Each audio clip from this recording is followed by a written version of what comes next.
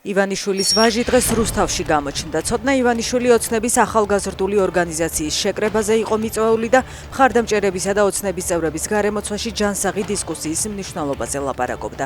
მისივე თქმით, ქვეყანაში არსებობს ყალბი სტერეოტიპი, თითქოს ახალგაზრდების უმეტესობა ქართული ოცნების მიმართ ძალიან ცუდად არის განწყობილი.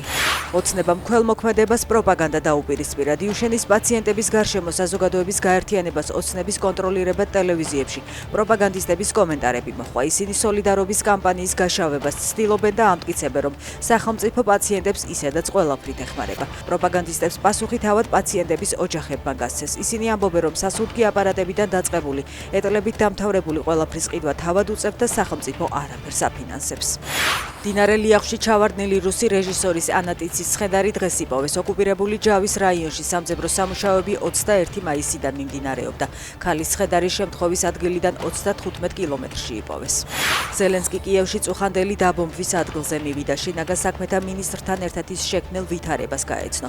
რუსეთმა კი დაადასტურა, რომ გასულ ღამეს სამი სახეობის რაკეტა გამოიყენა: ორეშნიკი, კინჟალი და ცირკონი. რუსეთის თავდაცვა ამტკიცებს, რომ დაბომბა სამხედრო ობიექტები, რეალურად კი ოკუპანტების სამიზნე კორპუსები, სავაჭრო ცენტრები, მუზეუმები და სამოქალაქო ინფრასტრუქტურა იყო.